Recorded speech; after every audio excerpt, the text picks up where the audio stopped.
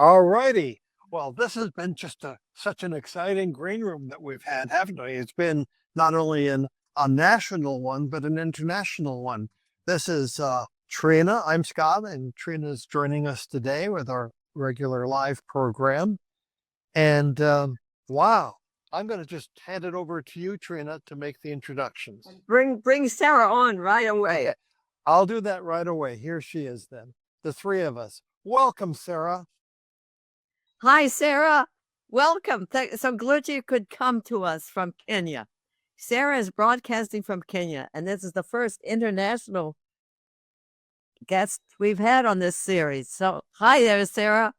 Sarah and I have made quite a what you call a PayPal. No, not PayPal. That's a money thing, but uh, we mail back and forth almost every day these days because we're really so intrigued. And I want to just say how I got so intrigued with Sarah's story is that we both belong to this international movement called the Grail. And Sarah has been on this Earth network for quite a while. And she's sharp enough with communications that she's the one who organizes our Zoom call every Monday morning. And a month or so ago, we were talking about the situation in Kenya about food and with her mother and growing things in a little plot in the village, and then her life in Nairobi and the floods and everything. And so we have this person who stands between the old ways and the new ways. Well, we all do that in some ways or another.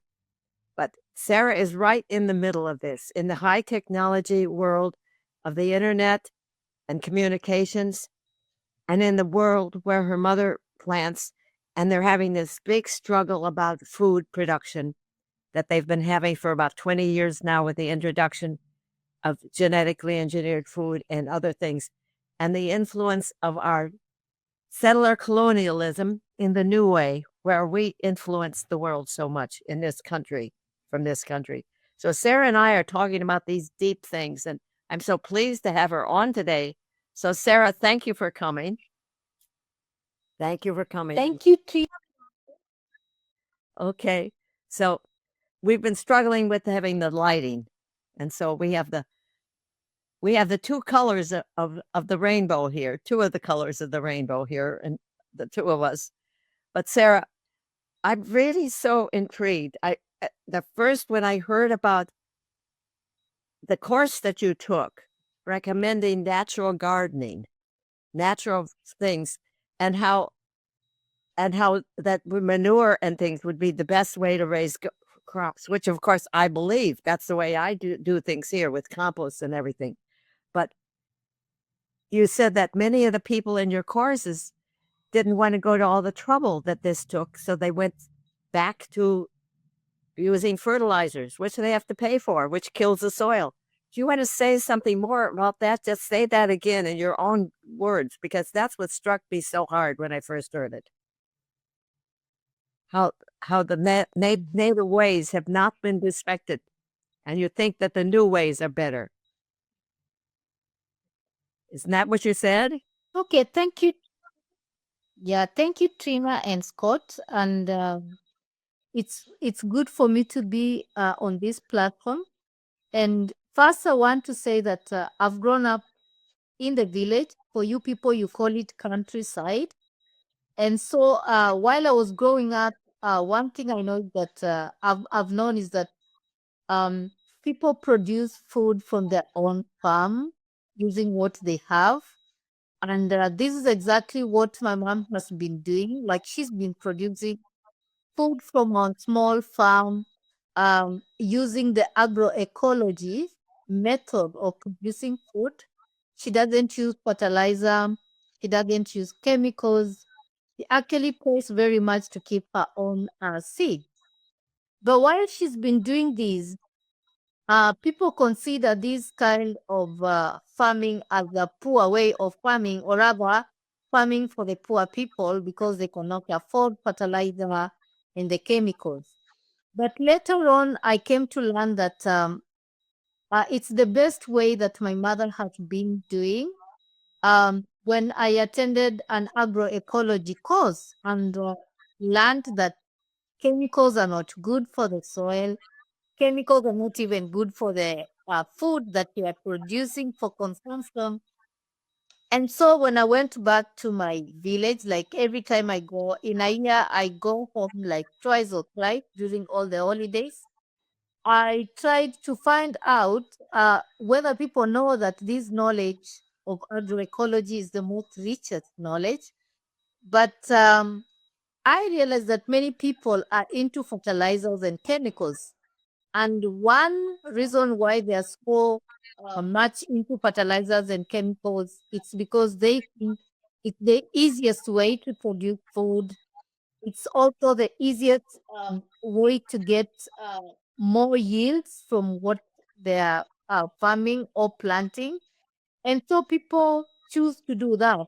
But again, one thing I've known is that many people don't have the knowledge that by using fertilizers or chemicals is so harmful to the soil and even harmful to the food they produce.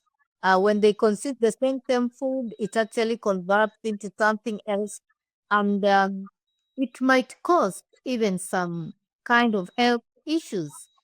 Like right now, we have about 30% of people suffering from cancer. Some people have done some research, and what has come out is that the food that people are consuming is part of the contribution of the cancer condition and cancer issues that people are having in Kenya. Yeah. So the processed foods, and you're in Nairobi, which is very different, I think, from what you said than the life in the village. And you buy in these big, huge international supermarket. I couldn't believe it when I looked it up online. What's the name of that big supermarket chain that you buy from? It's called Carrefour. Carrefour. Well, I looked it up and it's all around the world. It's here in the United States, but it's around the world. And there's no way of her telling what kind of food she's getting. And she's stuck with that. So the question of food and water is so central to everybody. And one of the things about genetically engineered food that is what is being pushed by so hard is that although the yields seem better in the beginning because of the fertilizer, yes, indeed, if you use fertilizer the first year, it looks great, maybe the second year too, but pretty soon your yields are less than the heritage seeds that were the older ones and more adapted to the climate. And in the meantime, you might have hurt your own water sources as well because the runoff from the fertilizer goes down into the water systems and is not good at all there. So so Sarah, what can we do about this? I hear that you're looking for other people in Kenya who might understand the superiority of the older ways and know more about the drugs, uh, not the chemical drugs, but the herbal remedies for diseases and for small stomach aches and things that you have. That those are the traditions that are probably known in your country that need to be brought back so that the younger generation knows what the older generation, which is probably dying off right now, knew. So tell us a little bit more about that and your search for these people that the wise women mostly. Mhm, mhm. One, I interact a lot with the women and young people. I am a teacher by profession, although I'm not permanently employed. I'm just a part-time teacher in a college. I interact a lot with young people. I interact a lot with women in the church, and I try to find out the knowledge that they have concerning all this that is going on about fertilizers and chemicals. And what I can say is that my findings reveals that about 90% of this group don't totally understand anything about chemicals and the food that we are consuming and even the water. People are just living. they're just living. They're just eating what is available. They're eating what they can afford. They are eating what is brought to the market without considering where it's coming from. And so on, I started a long time ago, like once in a while, just informal conversation. I have conversations with the women that I interact with so much, especially at the church. I just mention that we should stop this and we should introduce. Some of them buy my ideas. Some of them show the interest of knowing more about this, while some ignore. Like these are you're just bringing in the knowledge that does not affect us. We've eaten this kind of food for quite some time. It hasn't affected us. So people have mixed reaction concerning this information. But what we can do, Trina, I think it's high time maybe. I was thinking I practically um, do these demonstrations to the women and to the young people. So I thought maybe if I come up with a small demonstration farm where I can actually introduce or establish agroecology farming so that when I'm talking to women and I'm talking to these young people, it's not just about the talks or the words, but there is something on the ground to show that this is how a healthy soil looks like. This is the process of maybe producing a healthy crop, healthy food. This is how we do it. And then maybe they can also have a taste of what they're seeing and practically get involved in what I'm telling them. Otherwise, if it's just about talking, orally talking, having conversations, maybe sometimes to some people it doesn't like add a lot of weight. But if it's practically done and you practically involve them, to me, it makes a lot of sense. So I would say um, maybe I need to establish a practical farm that will help me um, educate these women and young people. Um, so when I talk about agroecology for sustaining the soil, they are able to see that. When I talk of agroecology for ecosystem and biodiversity, at least they are able to see that. You know, we are in Africa and sometimes seeing is believing. It's not just about hearing. So when they see, it enhances their belief as well. Thank you. Now, what is the land ownership situation there? What would it take to do that? And how big is your mother's plot? I think your mother's plot could be what we would call a garden, not a farm. But how big is Yeah. that? Yes, my mom has a very she has a very small piece of land. Maybe I give you a bit of history why we are owning this small bit of land, and I'll connect to what Caroline from the other group said. My father died like 20 years ago, and we had an ancestral land where my father was born. So when my father died, this land was taken away from us by our uncles because they believe that a woman cannot manage land. So for some time, about 10 years, we didn't have land. We were staying in a marketplace. And then when I got my first job, the first job that I had was a bit paying. When paying, I was able to buy this small piece of land for my mother where she lives now.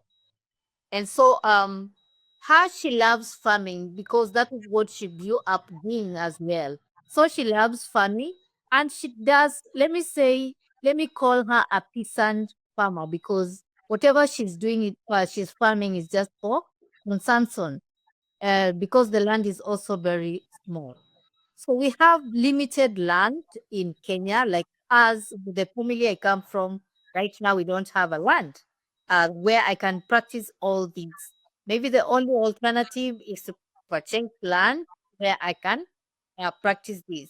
Land is there where you can purchase, but I'm afraid, like maybe in like 5, 10 years time to come, we may not even be able to get land to purchase. because the population is growing. People from the city are going back to the village to buy land, and maybe with 5 years time to come, we are going to have limitation of land. So the only alternative is to buy land. If I get money to buy land, it will be possible for me to do all this. Otherwise, the land that my mom owns right now is a very small piece of it. It cannot do all the things I'm talking about. Yeah. Well, how much does land cost over there? Here, land can cost many thousands of dollars per acre. How much it must cost? How much does it cost? Is what would I? Okay, the prices of land keeps on fluctuating. So unless I find out the exact price, if you give me time, I'll be able to tell you that maybe by tomorrow. Because right now, I can't tell. But let me say, an acre would cost around 20,000. Is it $20,000? Around $20,000 for an acre. And the exchange with Kenyan money is about $17, or 100 and something for $1. Yeah, something like that. I don't remember exactly, but okay, so it's a lot of money. So, but that's important to know if we would ever see if we could find a way to do that. That's not up my alley right now. That's not my possibility, but who knows? There are people in Yeah, this world. sure. So so you say that there are people that you've discovered in other parts of Kenya that seem to have a vision also that you share, which is wonderful to hear. So I think that I- our little 15 minutes is about up. Is there something else you would really like to share with this audience before we close? Something else? Mm. Okay. I don't know if there's something else, unless maybe you ask me a question that you would love me to answer. I think it's probably would take a very long answer, and we should have you on again and work at the lighting a bit more. So I'm so pleased. Okay, maybe what I'll do, if I get some money, I'll be able to go home during Easter. And maybe when I go home during Easter, I'll be able to collect a lot of information, even from my mom. I can let her talk by herself and tell you what she's doing, even if she will say she doesn't speak English. But at least when she speaks herself, I'll be able to translate that. And maybe you can also see what she's doing, her farm, her small farm, what she actually does, because she has a cow, she has chicken, she has this small garden with vegetables and some traditional food like cassava, plantains, the bananas, and she grows most of her food. She doesn't buy most of her food. She just gets most of her food from this small piece of land. Yeah. So that's something to look forward to. So thank you so much, Sarah. And we look forward to the next episode. So thank you, everybody who liked. Okay. And don't you think it's a wonderful thing to belong to a group that reaches across the world and can make friends like Sarah across the world? I feel it's such a privilege to know her and to know some of these other wonderful young women. We brought a lot of them to Grail brought a lot of them to the Commission on the Status of Woman, which is still going on right now. This is the second week. This also is the Feast of St. Patrick, which in New York is a great big thing because there's so many Irish people here. There's a big parade. And so this is St. Patrick's. And it's also the second week of Lent. And if I'm stuck without stories or without a special person like Sarah, I would tell more stories about Lent, because it's a very special, wonderful time getting ready for Easter and the resurrection. So thank you, Scott, and thank you, Sarah, for another session. So peace to you all. Bye-bye.